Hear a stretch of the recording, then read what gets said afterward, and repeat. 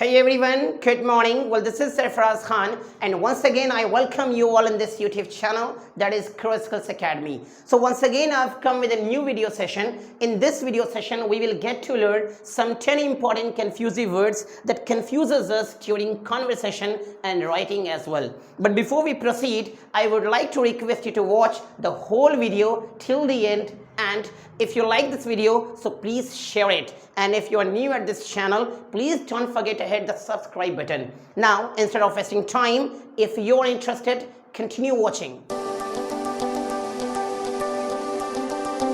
So welcome back once again in this YouTube channel that is Crow Skills Academy. जैसा कि मैंने पहले कहा कि आज हम लोग क्या सीख रहे हैं इस वीडियो सेशन में। आज के इस वीडियो सेशन में हम लोग 10 इंपॉर्टेंट कंफ्यूजिव वर्ड्स को सीखने वाले हैं, जिसमें हम सबसे पहले जो देख पाएंगे वो है क्या, एक्सेप्ट। ये क्या प्रोनाउंस करेंगे, हमारे सामने दो ऐसे वर्ड्स हैं जो क्या करते हैं, हम लोग के बोल चाल में, इवन लिखने में भी हम लोग क्या हो जाते हैं, इससे कंफ्यूज हो जाते हैं कि कब किसे क्या लिखना है या फिर कब किसे कहाँ और किसे क्या बोलना है। तो सबसे पहला वर्ड जो हमारे सामने है वो क्या है, एक्सेप्ट, और दूसरा क्या है, ये एक्सेप्ट। होता क्या है कि गलती से by mistake that we get और we pronounce it wrongly, we pronounce it except and this one we pronounce it as accept। हालांकि बोलना क्या चाहिए, प्रोनाउंस क्या करना चाहिए, हमें प्रोनाउंस क्या करना है, इसे पढ़ेंगे एक्सेप्ट और इसे क्या पढ़ेंगे, एक्सेप्ट। एक्सेप्ट मीन्स क्या होता है, एक्सेप्ट का मतलब क्या होता है, स्वीकार करना, यानी उसे एक्सेप्ट करना। इसे कब, इसका क्या मतलब होता है, स्वीकार करना। और एक्सेप्ट का मतलब क्या होता है, सिवाय, यानी अलावा, या मुझको छोड़कर, सिवाय या अलावा उसे कह सकते हैं। तो एक्सेप्ट का मतलब क्या हुआ, स्वीकार करना, और दूसरा क्या है हमारा एक्सेप्ट, इसका क्या मतलब होता है, सिवाय या फिर अलावा। चलिए हम लोग इसे एग्जाम्पल्स के ज़रिए कुछ समझने की कोशिश करते हैं। हमारा पहला एग्जाम्पल क्या है, he accepted my request. He accepted my request। इसका क्या मतलब होता है, वह मेरे रिक्वेस्ट को एक्सेप्ट किया, यानी जो भी मैंने रिक्वेस्ट किया होगा या फिर जो भी उसने रिक्वेस्ट किया होगा, उसने उसके रिक्वेस्ट को क्या किया, एक्सेप्ट किया, यानी स्वीकार कर लिया। दूसरा एग्जाम्पल क्या है हमारा, शी एक्सेप्टेड माई इन्विटेशन। मैंने क्या लिखा है यहाँ पर, शी एक्सेप्टेड माई इन्विटेशन।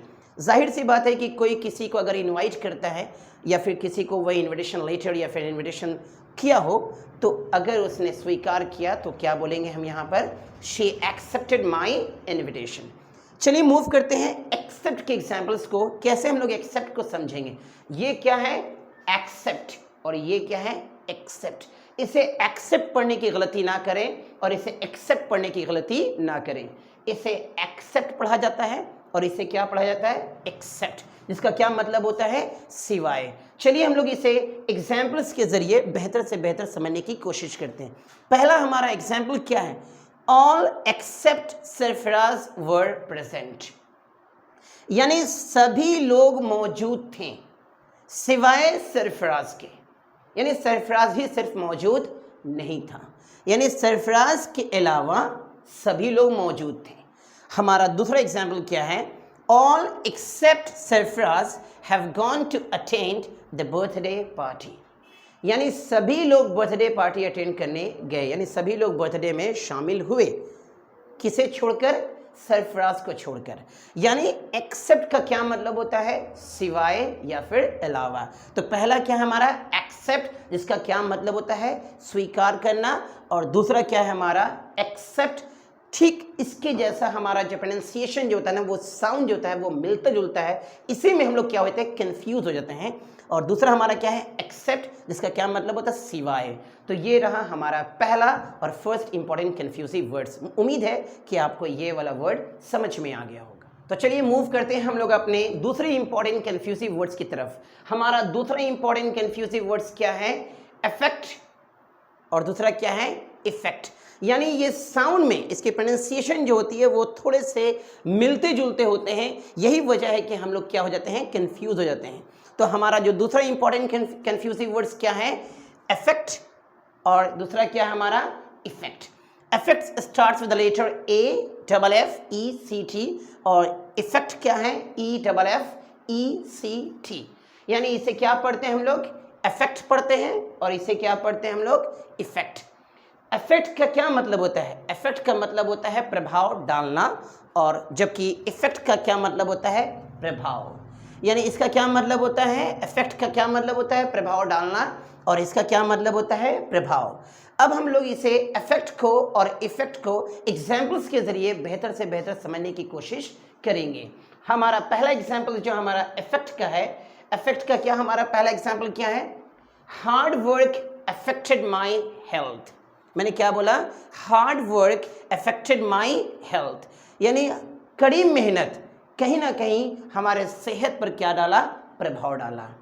शायद सेहत ऑब्वियसली कुछ ज़्यादा मेहनत करेंगे, ज़्यादा ही आप अपना मेहनत करते हैं, ज़्यादा एनर्जी का इस्तेमाल होगा, जिसमें कहीं ना कहीं आपका हेल्थ में थोड़ा सा कमी आती है। यही वजह है कि इन्होंने क्या लिखा है, यहाँ पर क्या लिखा हुआ है, hard work affected my health. हमारा दूसरा एग्जाम्पल्स क्या है, वॉचिंग मूवीज़ अफेक्टेड माई रिजल्ट। आप लगातार, बच्चे अगर लगातार मूवीज़ देखते रहेंगे दिन रात, चाहे वो इंस्टाग्राम या किसी तरह का सोशल मीडियाज़ या मूवीज़ देखते रहेंगे, तो कहीं ना कहीं उनके रिजल्ट पर ये प्रभाव ज़रूर डालता है। तो इसलिए मैंने यहाँ पर क्या लिखा, वॉचिंग मूवीज़ अफेक्टेड माई रिजल्ट। कहीं ना कहीं मूवीज़ देखना मेरे रिजल्ट पर प्रभाव डाला। चलिए मूव करते हैं हम लोग इफ़ेक्ट के एग्जाम्पल, यानी इफ़ेक्ट को हम लोग बेहतर से बेहतर एग्जाम्पल से ज़रिए समझने की कोशिश करते हैं। सबसे पहला एग्जाम्पल क्या है, the medicine had no effect on me. जो भी मैंने मेडिसिन खाया या जो भी मैंने मेडिसिन लिया, इसका मुझ पर किसी भी प्रकार का कोई भी प्रभाव नहीं पड़ा या फिर नहीं हुआ। दूसरा एग्जाम्पल क्या है हमारा, there will be no effect if you move around me. देखो कभी कभी होता क्या है कि किसी को किसी चीज़ की, यानी मुझसे किसी चीज़ को, किसी इंसान को किसी चीज़ की ज़रूरत रहेगी, तो जाहिर सी बात है कि वो मेरे चारों ओर चक्कर लगाएगा। तो मैंने उसे यही कहा कि देखो तुम मूव करोगे मेरे चारों ओर घूमते रहोगे, इसका मुझ पर किसी भी प्रकार का कोई भी प्रभाव नहीं पड़ने वाला है। तो यही एग्जाम्पल क्या है, there will be no effect if you move around me. तो हमारा आज का ये जो दूसरा इंपॉर्टेंट कन्फ्यूजिव वर्ड्स क्या है, इफेक्ट और इफेक्ट। इफेक्ट का क्या मतलब होता है, प्रभाव डालना, और जबकि इफेक्ट का क्या मतलब होता है, प्रभाव। उम्मीद है कि आपको ये दूसरा इंपॉर्टेंट कन्फ्यूजिव वर्ड्स क्लियर हो गया होगा या फिर समझ में आ गया होगा। So now let's move on to our third important confusing words. They are what? Bail and bail. Although their pronunciation is same, but their spelling is different. अब में हम लोग क्या सीख रहे हैं, हम लोग अपने तीसरे कन्फ्यूजिव वर्ड्स को सीख रहे हैं। हमारा तीसरा कन्फ्यूजिव वर्ड्स क्या है, BAIL, जिसका क्या मतलब होता है, जमानत, और BALE, जिसका क्या मतलब होता है, गांठ। इस जमानत का क्या मतलब होता है, जब भी कोई विक्टिम या जो भी आरोपी जेल की सज़ा काटता हो या फिर जेल चला जाता हो, तो उसे कोर्ट के ज़रिए एक बेल डॉक्यूमेंट, बेल पेपर लेकर के आया जाता है, और उस जो कैदी में रहता है या फिर जेल में रहता है उसे छुड़वाने की कोशिश की जाती है। तो उससे ज़मानत अर्जी दाखिल करना पड़ता है, तभी जा कर के आपको जब ज़मानत मिलता है तब जाके कोई भी विक्टिम या जो भी आरोपी है वो बाहर आ जाता है। तो यानी कि वो पूरी तरह से वो निकलता नहीं है, बट वो ज़मानत पर निकलता है। तो इससे एग्जाम्पल्स में मैंने क्या लिखा है, he was released on bail, उससे बेल पर छोड़ा गया, पूरी तरह से नहीं छोड़ा, सिर्फ उसे क्या किया गया, बेल पर छोड़ा गया। हमारा जो दूसरा एग्जाम्पल है यानी BALE का, जिसका क्या मतलब होता है, गांठ। इसका क्या मतलब होता है, इसे हम लोग एग्जाम्पल से कैसे समझेंगे, I bought 2 bales of cotton। जैसे कि मैंने एग्जाम्पल्स क्या दिया है, I bought 2 bales of cotton, यानी कॉटन का मैं 2 गांठ खरीदा। उम्मीद है कि आपको ये जो दोनों वर्ड्स है, BAIL जिसका मतलब होता है जमानत, और BALE जिसका मतलब होता है गांठ, आपको ये अच्छे से क्लियर हो गया होगा। तो आज के इस वीडियो सेशन का हमारा चौथा इंपॉर्टेंट कन्फ्यूजिव वर्ड्स क्या है, birth, and this is also birth. मैंने क्या कहा, आज का हमारा जो चौथा इंपॉर्टेंट कन्फ्यूजिव वर्ड्स क्या है, बर्थ, जिसके स्पेलिंग आप क्या देख रहे हैं, BIRTH। इस बर्थ का क्या मतलब होता है, जन्म लेना, जबकि BERTH इसका क्या मतलब होता है, सीट। इस बर्थ का क्या मतलब होता है, जन्म लेना, और इस बर्थ का क्या मतलब होता है, सीट। इस बर्थ को आप अगर समझना चाहें तो आप कैसे समझेंगे, ट्रेन, सभी लोग अमूमन ट्रेन पर चढ़े होंगे, स्लीपर हो या फिर एसी हो या 3 टायर या फिर सेकंड एसी व्हाटएवर, तो आप देखेंगे कि लोअर जो होता है उसे कहते हैं हम लोग लोअर बर्थ, जो बैठने का होता है, और बीच वाले को क्या कहते हैं मिडिल बर्थ, और सबसे ऊपर वाले को क्या बोलते हैं अपर बर्थ। तो उस सीट को क्या कहते हैं बर्थ कहते हैं। चलिए इस BIRTH को हम लोग एग्जाम्पल से समझने की कोशिश करेंगे। BIRTH का क्या मतलब होता है जन्म लेना। टुडे इज़ माई बर्थडे, आज मेरा जन्मदिन है, यानी आज के दिन मैंने जन्म लिया, मैंने एग्जाम्पल कह रहा है ऐसा, टुडे इज़ माई बर्थडे। हमारा दूसरा एग्जाम्पल क्या है, what is your date of birth. अमूमन ये this question is asked by principal और एनी ऑफ द इंस्टीट्यूशंस। कोई भी सवाल करते हैं कि आपका डेट ऑफ बर्थ क्या है, तो फॉर्म फिलअप करना है, तो DOB यानी date of birth. So what is your date of birth. चलिए BERTH इसका क्या मतलब होता है सीट। इसको हम लोग एग्जाम्पल से समझने की कोशिश करते हैं।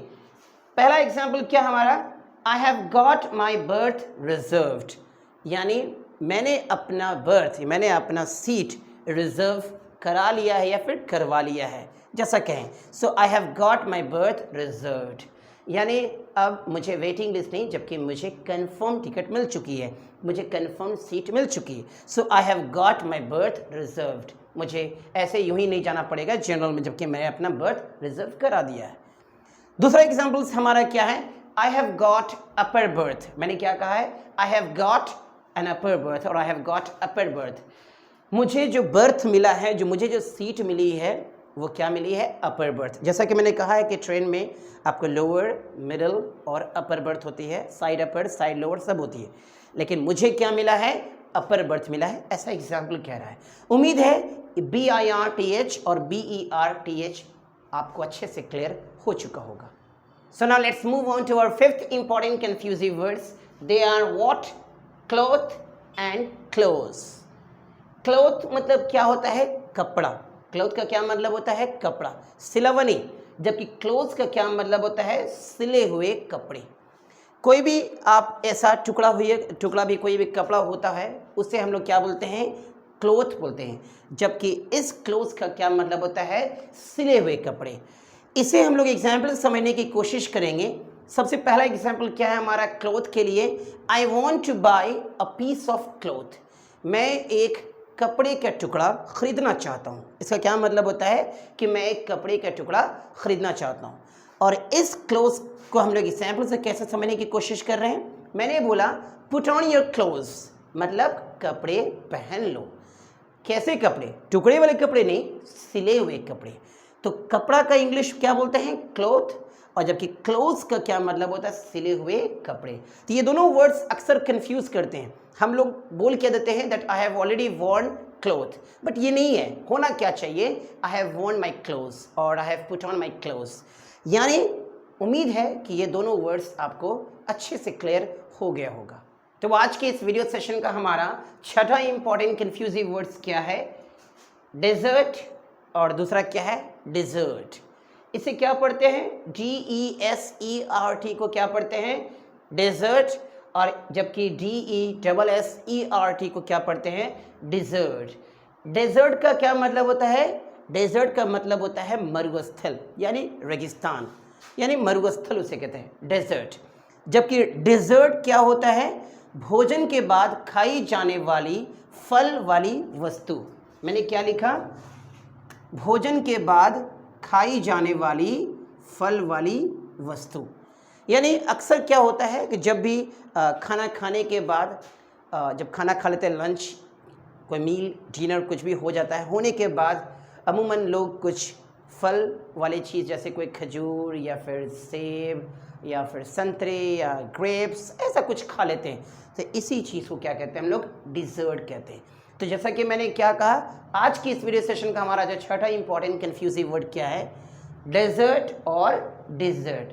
दोनों के जो स्पेलिंग है लगभग मिलते जुलते हैं, जबकि प्रोनाउंसिएशन में थोड़े से बदलाव है।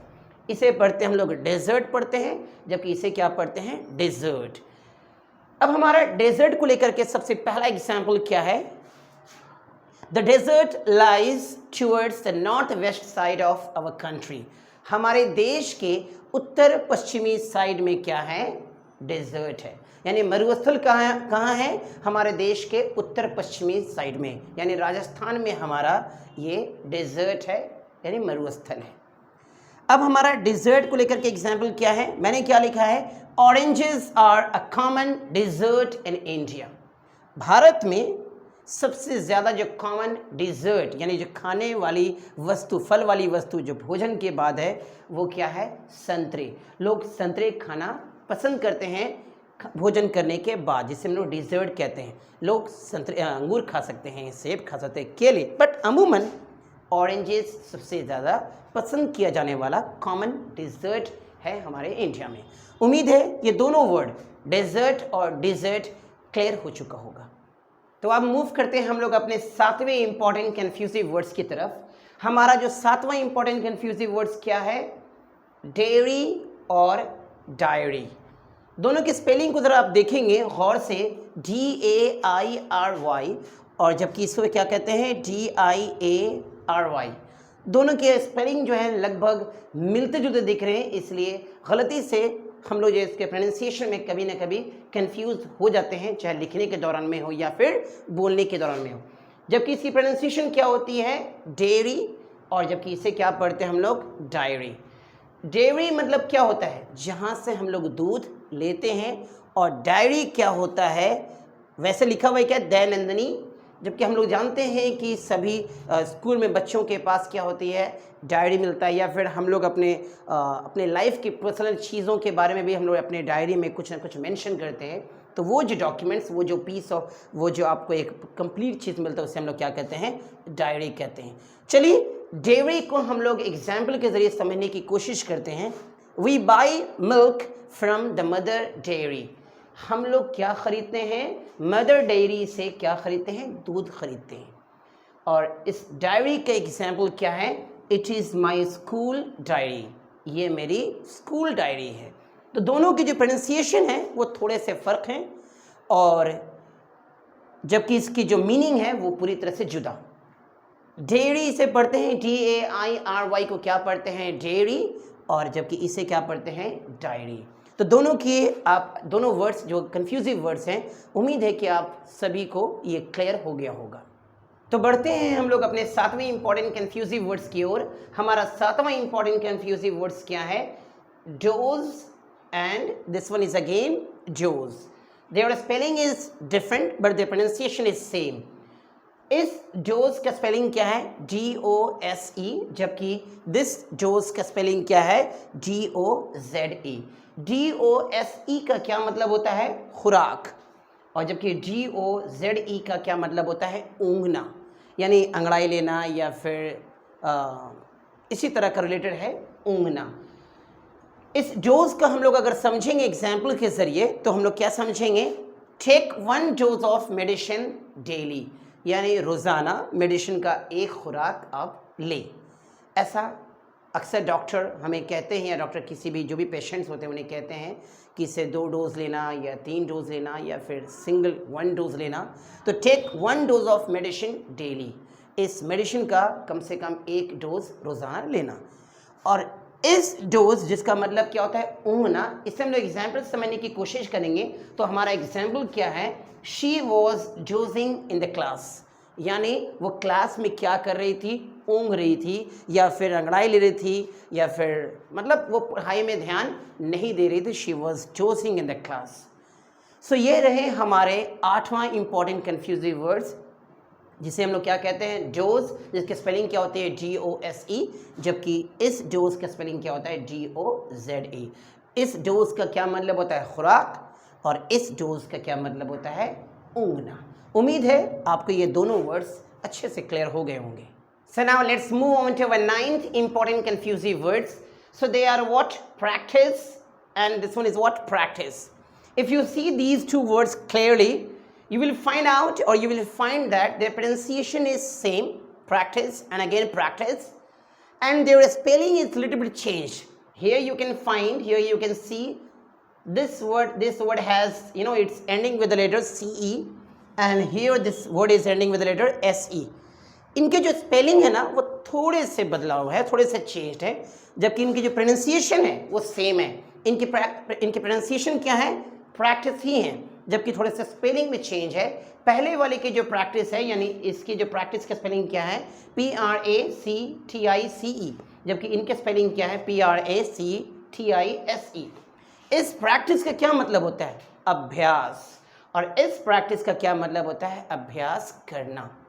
यानी ये नाउन है, जबकि ये क्या है, हमारा वर्ब है।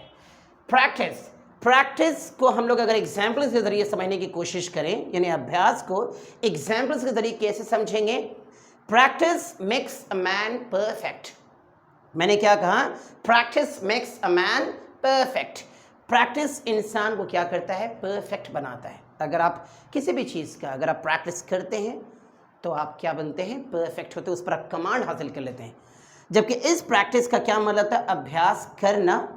इसके लिए एग्जाम्पल हमने क्या लिखा है, practice these sums.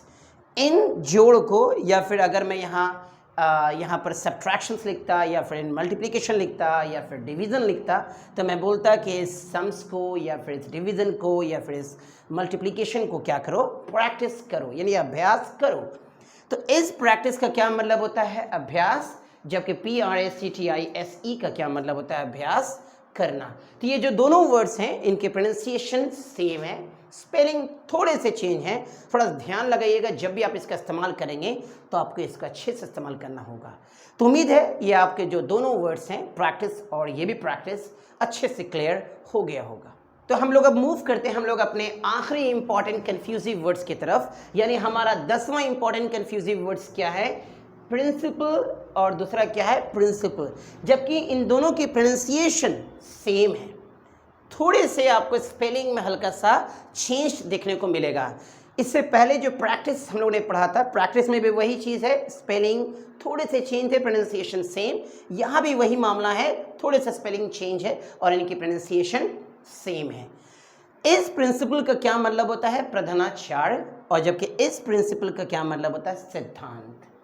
Her school में, हर इंस्टीट्यूशन में या हर स्कूल में एक प्रिंसिपल होता है, जो हेड ऑफ द स्कूल होते हैं, जो सारे निर्देशन, जो सारे डिसीशंस को लेने का उनका हक होता है, उसे कहते हैं हम लोग प्रिंसिपल, और ये है सिद्धांत। इस प्रिंसिपल का हम लोग एग्जाम्पल समझने की कोशिश करेंगे। मैंने क्या लिखा है, mister Sarfaraz Khan is our principal. सभी के अपने अपने प्रिंसिपल होते होंगे, सभी के अपने अपने प्रिंसिपल हुए हैं। मैंने सिर्फ यूं ही लिख दिया कि mister Sarfaraz Khan is our principal. आपके जो भी होंगे, मिस्टर XYZ, जो भी, Rakesh, Abhishek, Mahesh, whoever is our principal. This is a normal sentence. तो mister Sarfaraz Khan is our principal. अब हम लोग मूव करते हैं इस प्रिंसिपल का, जिसका मतलब क्या होता है, सिद्धांत। इससे हम लोग एग्जाम्पल से कैसे समझेंगे, he is a man of principle. वो सिद्धांत का इंसान है, यानी कि वो अपने शब्दों का इंसान है। जो वो बोलता है अक्सर वो करने की पूरी कोशिश करता है, वो अपने सिद्धांत पर रहता है। He does not move out from his principle, he is a man of principle. वह एक अपने सिद्धांत पर व्यक्ति कह सकते हैं, या अपने सिद्धांत पर चलने वाला व्यक्ति है। He is a man of principle. तो उम्मीद है, ये फिर से मैं यही चीज़ कहूँगा कि उम्मीद है कि आपको ये दोनों वर्ड्स, ये प्रिंसिपल और ये जो प्रिंसिपल है, दोनों को आपको अच्छे से क्लियर हो गया होगा। तो आज के इस वीडियो सेशन में हम लोगों ने 10 इंपॉर्टेंट कन्फ्यूजिव वर्ड्स को सीखा। जैसे कि हम लोग कह सकते हैं अफेक्ट और इफ़ेक्ट सीखा, डोज सीखा, फिर डायरी और ढेरी सीखा। इस तरह से कई सारे हम लोग इंपॉर्टेंट कन्फ्यूजिव वर्ड्स, हम लोगों ने क्लोथ और क्लोज सीखा, उसका प्रैक्टिस भी सीखा। तो ये सब सारे हम लोग इंपॉर्टेंट कन्फ्यूजिव वर्ड्स, और ये सही बात है, हम लोगों को ये कन्फ्यूज़ करता है, चाहे वो लिखने में हो या फिर कॉन्वर्सेशन के दौरान में हो। हम लोग कहीं ना कहीं हम लोग अफेक्ट की जगह इफ़ेक्ट बोल देते हैं, इफ़ेक्ट की जगह अफेक्ट बोल देते हैं। तो इन सभी चीज़ को हम लोग दूर कर सकते हैं प्रैक्टिस करके ही, राइट। तो उम्मीद है कि आपको ये वीडियो ज़रूर पसंद आया होगा। अगर आपको ये वीडियो पसंद आया तो इसे शेयर करें, और अगर आप इस चैनल पर नए हैं तो सब्सक्राइब ज़रूर करें। मिलते हैं हम लोग एक नए वीडियो के साथ अगले वीडियो सेशन में। तब तक के लिए have a good day, take care.